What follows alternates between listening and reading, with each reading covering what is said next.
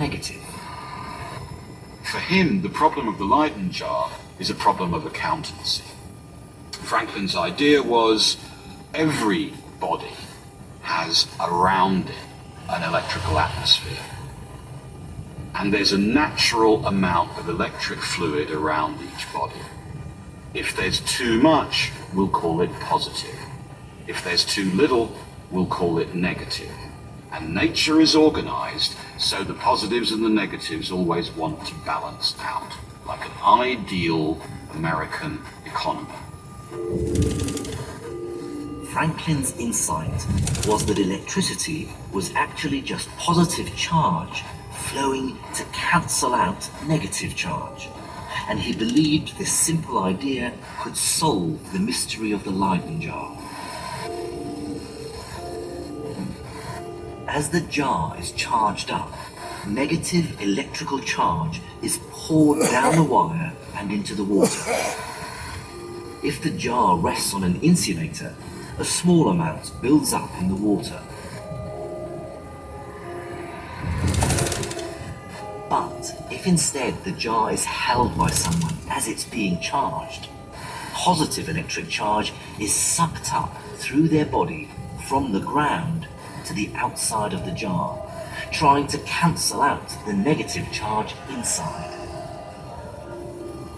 But the positive and negative charges are stopped from cancelling out by the glass, which acts as an insulator. So instead, the charge just grows and grows on both sides of the glass.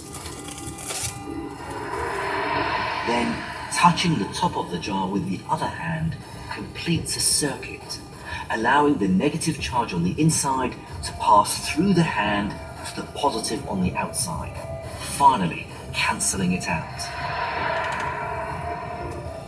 The movement of this charge causes a massive shock and often a spark.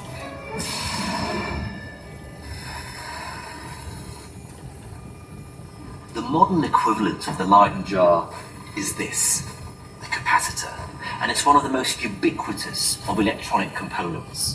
It's found everywhere. There are a number of smaller ones scattered around on this circuit board from a computer. They help smooth out electrical surges, protecting sensitive components, even in the most modern electric circuit.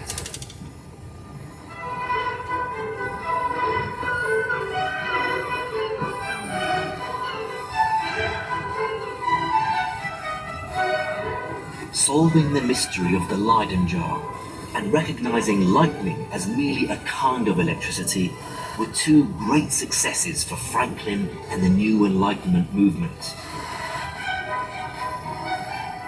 But the forces of trade and commerce, which helped fuel the Enlightenment, were about to throw up a new and even more perplexing electrical mystery, a completely new kind of electricity. This is the English Channel. By the 17th and 18th centuries, a good fraction of the world's wealth flowed up this stretch of water from all corners of the British Empire and beyond, on its way to London. Spices from India, sugar from the Caribbean, wheat from America, tea from China. But of course, it wasn't just commerce. New plant and animal specimens from all over the world came flooding into London, including one that particularly fascinated the electricians. Called the torpedo fish, it had been the stuff of fishermen's tales. Its sting, it was said, was capable of knocking a grown man down. But as the electricians started to investigate the sting, they realized it felt strangely similar to a shock from a Leyden jar. Could its sting actually be an electric shock? At first, many people dismissed the torpedo fish's shock as occult. Some said it was probably just the fish biting. Others that it couldn't be a shock because without a spark, it just wasn't electricity. But for most, this was a very strange and inexplicable new mystery. and it will take one of the oddest yet most brilliant characters in British science to begin to unlock the secrets of the torpedo fish.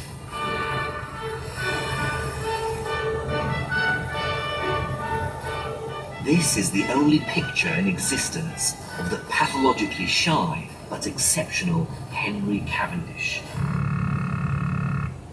Because an artist sketched his coat as it hung on a peg, then filled in the face from memory. His family were fantastically rich. They were the Devonshires, who still own Chatsworth House in Derbyshire. But Henry Cavendish decided to turn his back on his family's wealth and status, to live in London near his beloved Royal Society, where he could quietly pursue his passion for experimental science. When he heard about the electric torpedo fish, he was intrigued. A friend wrote to him, "On this, my first experience of the effect of the torpedo, I exclaimed that this is certainly electricity. But how?" And to work out how a living thing could produce electricity, he decided to make his own artificial fish. These are his plans: 2 Leyden jars shaped like the fish, which were buried under sand. When the sand was touched, they discharged, giving a nasty shock. His model helped convince him that the real torpedo fish was electric, but it still left him with a nagging problem. Although both the real fish and Cavendish's artificial one gave powerful electric shocks, the real fish never sparked. Cavendish was perplexed. How could it be the same kind of electricity if they didn't both do the same kinds of things? Cavendish spent the winter of 1773 in his laboratory trying to come up with an answer, and in the spring he had a brainwave. Cavendish's ingenious answer was to point out a subtle distinction between the amount of electricity and its intensity. The real fish produced the same kind of electricity, it's just that it was less intense. Now, for a physicist like me, this marks a crucial turning point, because it's the moment when 2 genuinely innovative scientific ideas first crop up. What Cavendish refers to as the amount of electricity we now call electric charge, and its intensity is what we call the potential difference, or voltage. So the Leyden jar's shock was high voltage but low charge, whereas the fish was low voltage and high charge. And it's possible to actually measure that. Hiding at the bottom of this tank under the sand is the torpedo marmorata, and it's an electric ray. You can just see its eyes protruding from the sand. This is a fully grown female, and I'm going to try and measure the electricity it gives off with this bait. I've got this fish connected to a metal rod and hooked up to an oscilloscope to see if I can measure the voltage as it catches its prey. So here goes.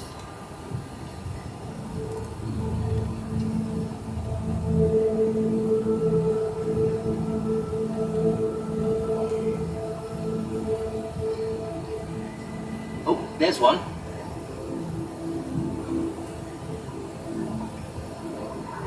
And there's another one. The fish gave a shock of about 240 volts, the same as mains electricity, but still roughly 10 times less than the Leyden jar. Well, that would have given me quite a nasty shock, and I can only try and imagine what it must have been like for scientists in the 18th century to witness this. An animal, a fish, producing its own electricity. Cavendish had shown that the torpedo fish made electricity, but he didn't know if it was the same kind of electricity as that made from an electrical machine. Here's the electrical shock that a torpedo produces, is it the same as produced by an electrical machine? Or are there two kinds? Is there a kind that's generated artificially, or is there a kind of animal electricity that only exists in living bodies? And this is a huge debate that divided opinion for several decades. And out of that bitter debate came a new discovery. The discovery that electricity needn't be a brief shock or spark, but could actually be continuous. And the generation of continuous electricity would ultimately propel us into our modern age.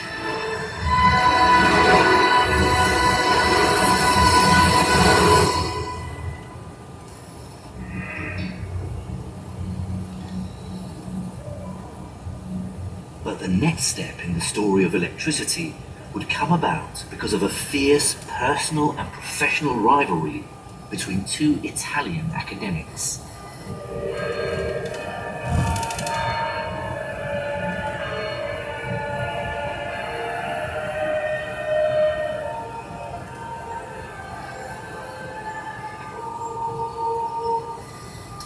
This is Bologna University, one of the oldest in Europe.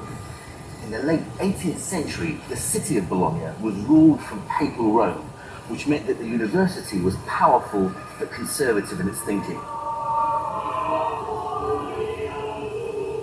It was steeped in traditional Christianity, one where God ruled earth from heaven, but that the way he ran the world was hidden from us mere mortals. We were not meant to understand him, only to serve him. And one of the university's brightest stars was the anatomist Luigi Alisio Galvani. But in a neighbouring city, a rival electrician was about to take Galvani to task.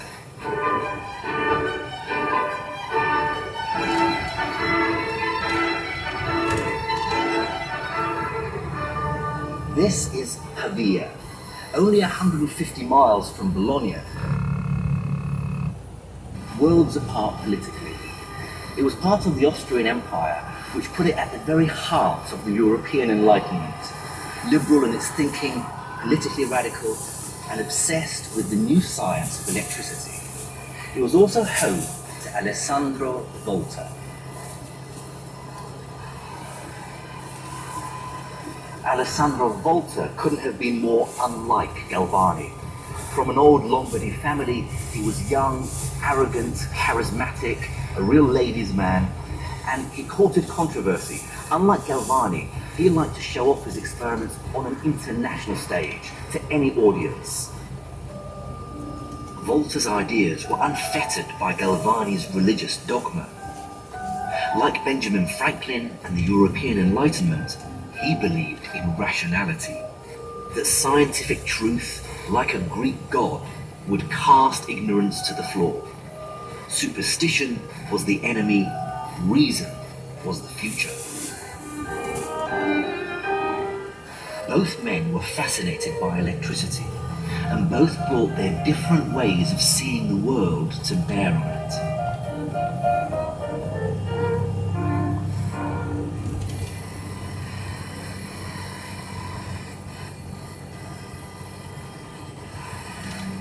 Galvani had been attracted to the use of electricity in medical treatments. For instance, in 1759, here in Bologna, electricity was used on the muscles of a paralyzed man. One report said it was a fine sight to see the mastoid rotate the head, the biceps bend the elbow. In short, to see the force and vitality of all the motions occurring in every paralyzed muscle subjected to the stimulus.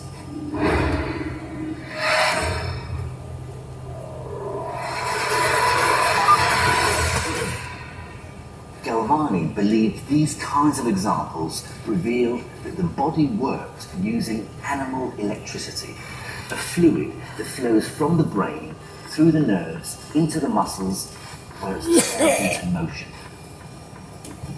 And devised a series of grisly experiments to prove it.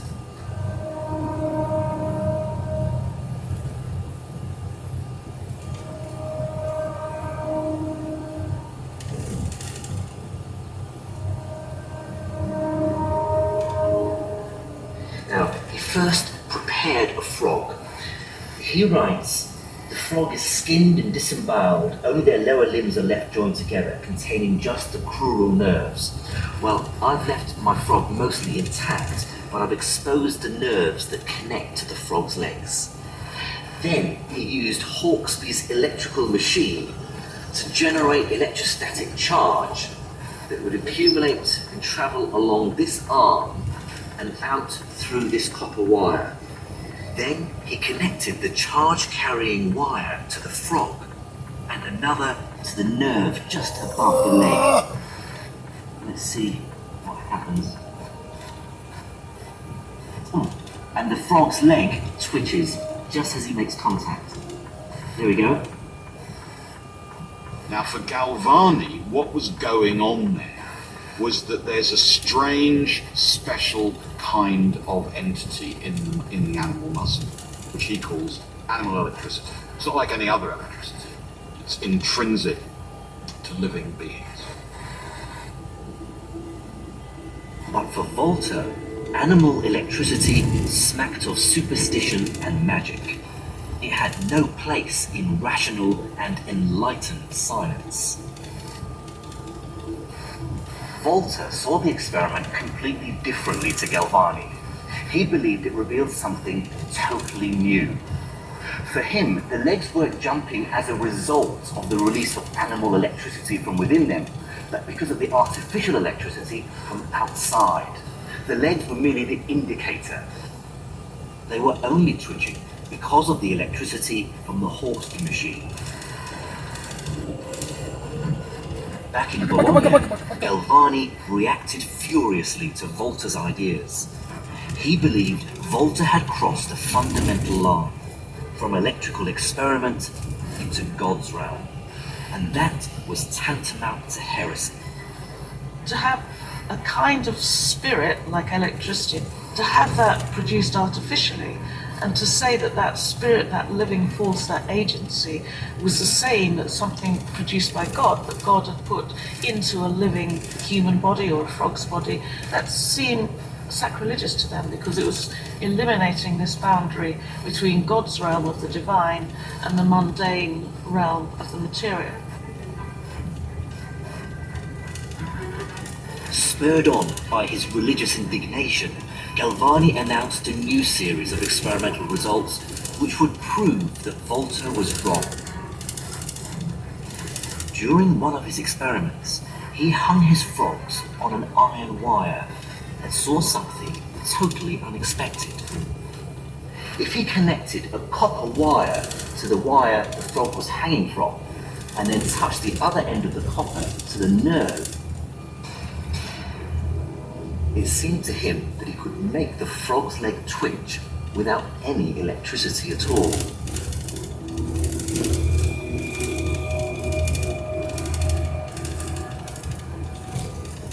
Galvani came to the conclusion that it must have been something inside the frogs, even if dead, that continued for a while after death to produce some kind of electricity. And the metal wires were somehow releasing that electricity. Over the next months, Galvani's experiments focused on isolating this animal electricity using combinations of frog and metal, Leyden jars and electrical machines. For Galvani, these experiments were proof that the electricity was originating within the frog itself. The frog's muscles were Leyden jars, storing up the electrical fluid and then releasing it in a burst. On the 30th of October 1786, he published his findings in a book, De Animali Electricitate, of animal electricity. Galvani was so confident of his ideas, he even sent a copy of his book to Volta. But Volta just couldn't stomach Galvani's idea of animal electricity. He thought the electricity just had to come from somewhere else. But where?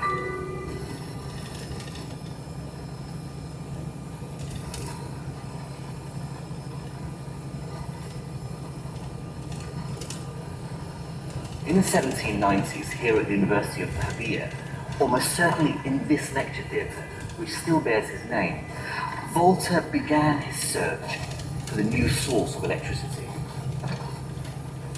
His suspicions focused on the metals that Galvani had used to make his frog's legs twitch. His curiosity had been piqued by an odd phenomenon that he'd come across: how combinations of metals tasted. He found that if he took two different metal coins and placed them on the tip of his tongue, and then placed a silver spoon on top of both, he got a kind of tingling sensation, rather like the tingling you'd get from the discharge of a Leyden jar. Volta concluded that he could taste electricity, and that it must be coming from the contact between the different metals in the coins and spoon. His theory flew in the face of Galvani's. The frog's leg twitched not because of its own animal electricity, but because it was reacting to the electricity from the metals. But the electricity his coins generated was incredibly weak. How could he make it stronger?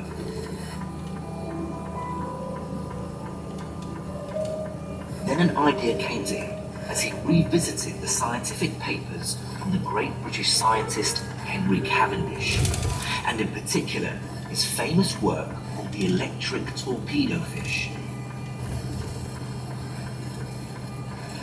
He went back and took a closer look at the torpedo fish, and in particular the repeating pattern of chambers in its back. He wondered whether it was this repeating pattern that held the key to its powerful electric shock. Perhaps each chamber was like his coins and spoon, each generating a tiny amount of electricity. And perhaps the fish's powerful shock results from the pattern of chambers repeating over and over again. With growing confidence in his new ideas, Volta decided to fight back by building his own artificial version of the torpedo fish. So he copied the torpedo fish by repeating its pattern, but using metal. Here's what he did. He took a copper metal plate and then placed above it a piece of card soaked in dilute acid. Then above that, he took another metal and placed it on top. All he had here was Galvani's two wires. But now, Volta repeated the process. What he was doing here was building a pile of metal. In fact, his invention became known as the pile.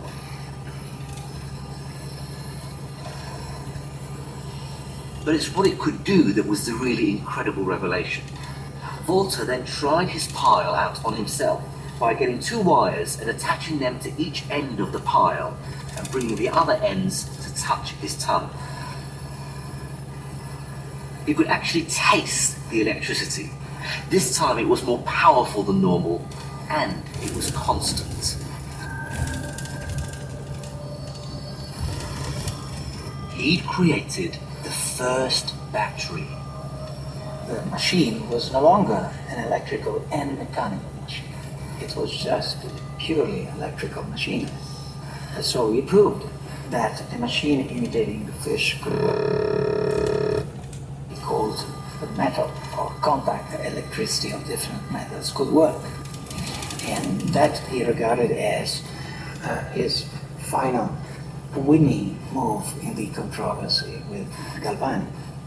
What Volta's pile showed was that you could develop all the phenomena of animal electricity without any animals being present. So, from the voltaic point of view, it seemed as if Galvani was wrong. There's nothing special about the electricity in animals. It's electricity, and it can be completely mimicked by this artificial pile.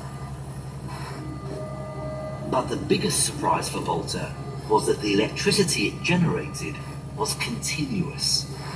In fact, it poured out like water in a stream. And just as in a stream where the measure of the amount of water flowing is called a current, so the electricity flowing out of the pile became known as an electrical current.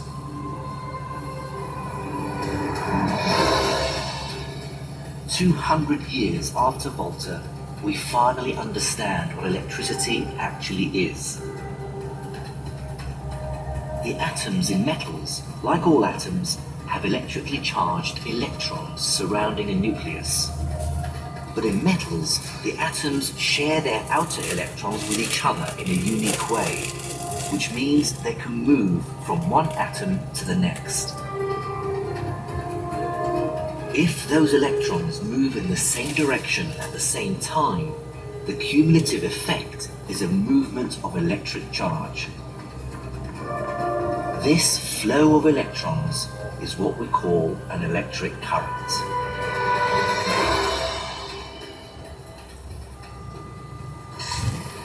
Within weeks of Volta publishing details of his pile, scientists were discovering something incredible about what it could do.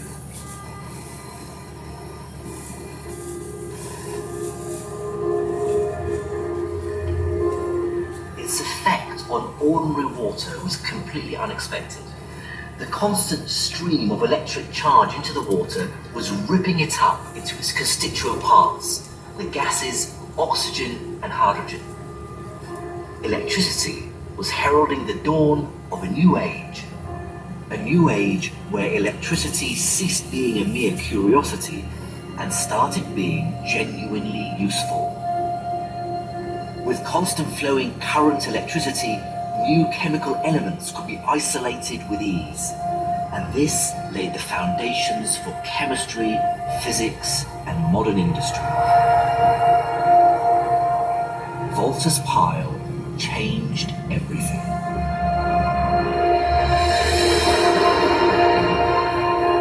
The pile made Volta an international celebrity, feted by the powerful and the rich. In recognition, a fundamental measure of electricity was named in his honor, the volt. But his scientific adversary didn't fare quite so well. Luigi Alizio Galvani died on the 4th of December 1798, depressed and in poverty. For me, though, it's not the invention of the battery that marks the crucial turning point in the story of electricity. It's what happened next.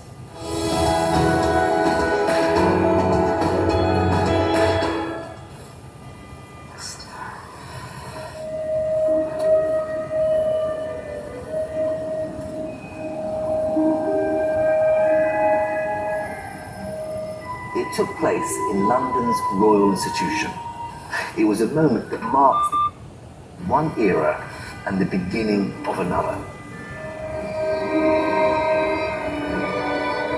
It was overseen by Humphrey Davy, the first of a new generation of electricians, young, confident, and fascinated by the possibilities of continuous electrical current. So in 1808, he built the world's largest battery. It filled an entire room underneath the Royal Institution. It had over 800 individual voltaic piles attached.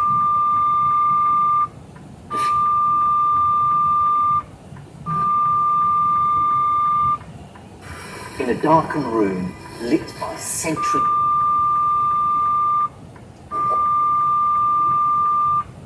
battery to two carbon filaments and brought the tips together. The continuous flow of electricity from the battery through the filaments leapt across the gap, giving rise to a constant and blindingly bright spark.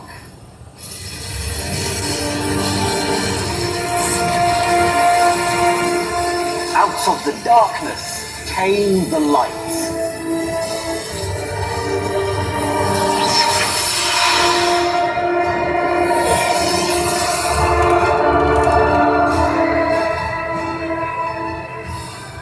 Davy's arc light truly symbolizes the end of one era and the beginning of our era, the era of electricity.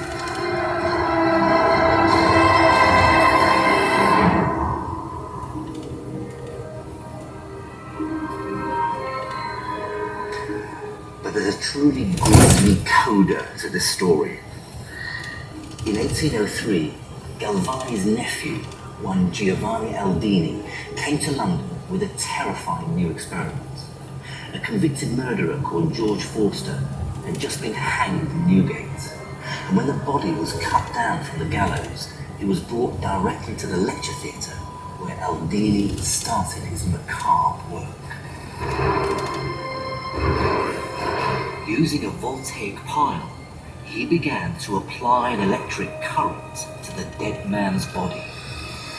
Then, Aldini put one electrical conductor in the dead man's anus and the other at the top of his spine. Forster's limp dead body sat bolt upright and his spine arched and twisted. For a moment, it seemed as though the dead body had been brought back to life. It appeared as though electricity might have the power of resurrection. And this made a profound impact on a young writer called Mary Shelley.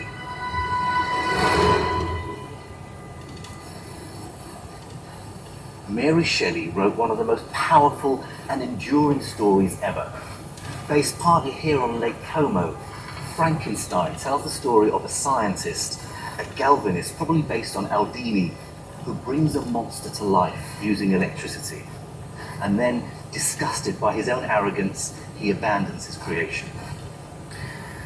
Just like Davy's arc lamp, this book symbolizes changing times. The end of the era of miracles and romance, and the beginning of the era of rationality, industry, and science.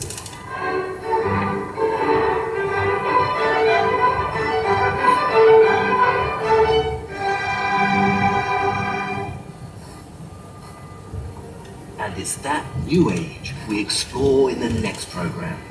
Because at the start of the 19th century, scientists realized that electricity was intimately connected with another of